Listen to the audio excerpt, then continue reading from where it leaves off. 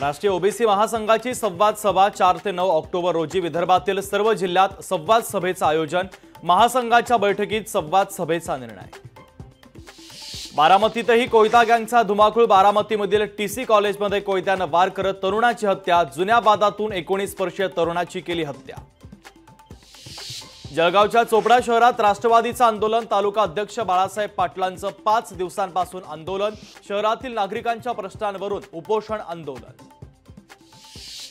नाशिकमध्ये आदिवासी संघटनांचं आंदोलन। नरहरी झिरवळांच्या पाठिंब्यासाठी समाज रस्त्यावर। आंदोलनाच्या पार्श्वभूमीवर मोठा पोलीस बंदोबस्त तैनात। कविता राऊत नंतर दत्तू भोकनळही सरकारी नोकरीच्या प्रतीक्षेत। दत्तू भोकनळ सरकारच्या विरोधात कोर्टात जाण्याच्या तयारीत। 2017 पासून नोकरी दिली जात नसल्याचा दत्तू भोकनळचा आरोप।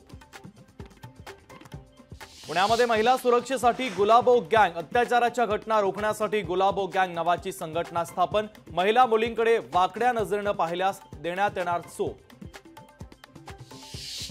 केंद्रीय मंत्री अमित शाह उद्या नवी मुंबईच्या दौऱ्यावर। कोकणातील मतदारसंघांचा घेणार आढावा, तर कोकणातील मतदारसंघांचा आढावा घेणार।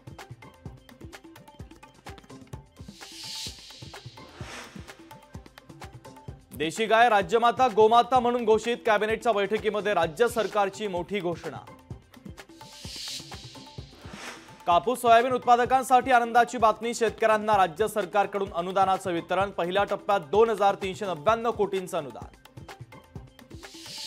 सिल्लोडमध्ये शिवसेना विरुद्ध भाजप संघर्ष। मंत्री अब्दुल सत्तारांच्या विरोधात हिंदू संघटना आक्रमक। हिंदू संघटनांच्या वतीने आज सिल्लोड बंदची हाक।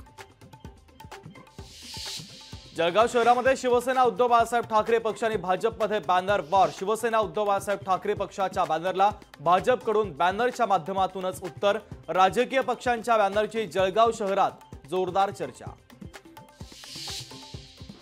मनसेचे नेते बाळा नांदगावकर सप्तशृंगी मातेच्या चरणी। नांदगावकरांनी 3500 महिलांनी घडवलं त्यांना देवीचं दर्शन। महिलांनी मानले बाळा नांदगावकर यांचे आभार। लाडक्या बहिणींना तिसऱ्या हप्त्याचं वाटप सुरू। रविवारपासून तिसऱ्या हप्त्याचं वाटप सुरू। पहिल्याच दिवशी 521 कोटींचा निधी खात्यात वर्ग।